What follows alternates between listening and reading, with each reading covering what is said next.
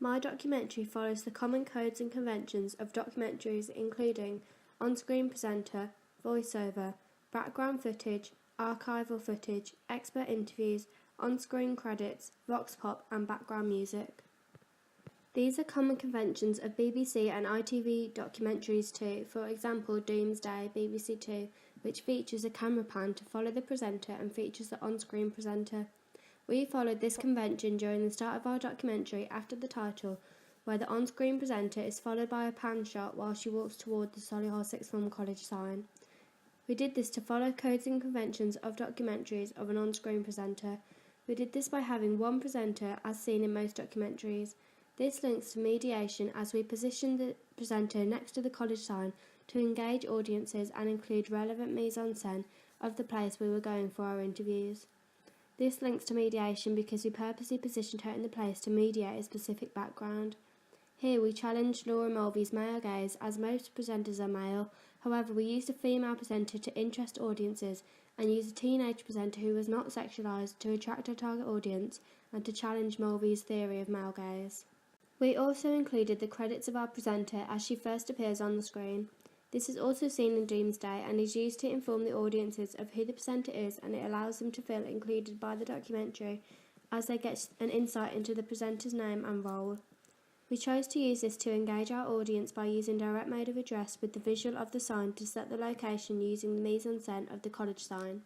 I am pleased with this convention use because it is more engaging and interesting to watch. We also follow the archival footage convention at the beginning of our documentary, where the archival clips of the office, a school, a bus and a coffee shop are cut in while the presenter says work, school, transport and home. This feature is used in many documentaries, including Super Size Me, where archival footage of the McDonald's advert are used when the presenter talks about the McDonald's advert of Ronald McDonald's being fun for children. We used visuals of the archival footage to be easier for audiences to understand and to be relatable for audiences who work, go to school, use public transport or use social media at home. We also added archival footage of spinning social media logos at the start of our documentary over the presenting. This made the documentary fun to watch and eye-catching, therefore it engages our primary target audience who recognise the social media logos. It also makes it obvious what the documentary is about and quickly and easily informs the audience what the documentary will be discussing. This develops the code and conventions of archival footage because we added a moving picture to our documentary and made them small so we can clearly see the presenter as our main focus. This isn't commonly used in documentaries, but it worked well for us because the spinning logos are slow so don't distract from the presenter and audio. However, it still catches the audience's eye and immediately engages them. This links to semiotics because the signs and symbols of social media subtly show the audience what the documentary is about right at the beginning. Archival footage is commonly used in documentaries such as Conspiracy Theory, Did We Land on the Moon?, where footage from the 1960s of the first rocket to land on the moon is overlaid while experts are talking about the space shuttle. I am pleased with this convention use because it creates a documentary more targeted towards our primary audience of teenagers and it makes the documentary fun to watch. This links to Stuart Hall's audience reception theory because we used archival footage to engage audiences and to listen to the audio in our documentary to decode and encode messages that social media is used all day by teenagers. I developed codes and conventions through the use of background footage.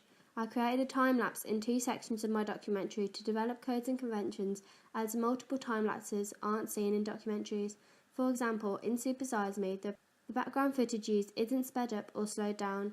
We did this to further engage audiences by creating the appearance of a shorter clip through it being quicker to not bore the audiences and to keep them engaged throughout the whole documentary. The purpose of this is to create a more interesting documentary to watch so audiences stay focused throughout the documentary. Background footage is also seen in Benefit Street where the narrator is talking about residents and the camera shows residents on the street. This engages audiences as they can see what is being talked about and which is easier to focus on. I follow codes and conventions through the use of a voiceover in my documentary. One example is when the presenter introduces an experiment by one of the experts.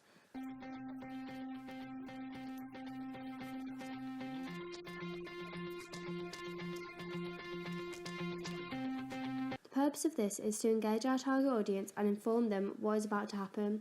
This is also done to excite audiences.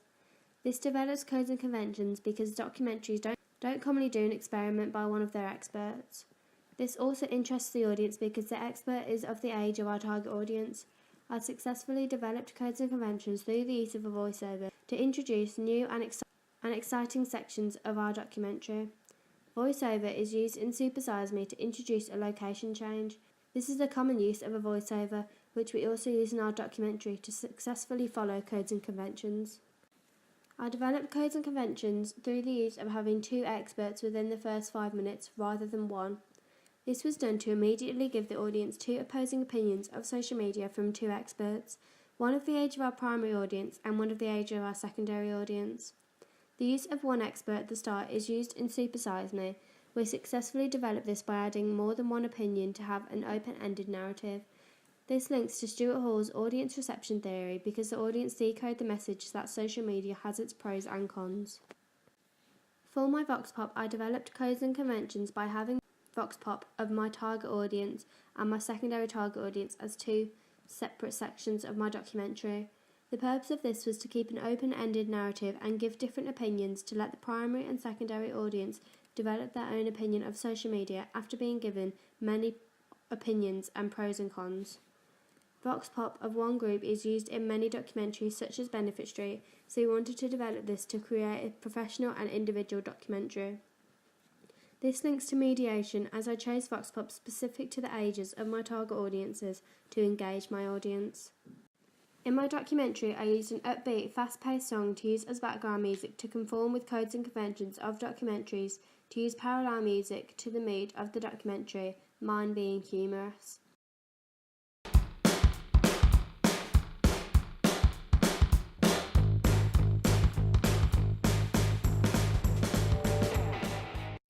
I use non-diegetic music in the background to entertain audiences but not take the attention away from the video clips.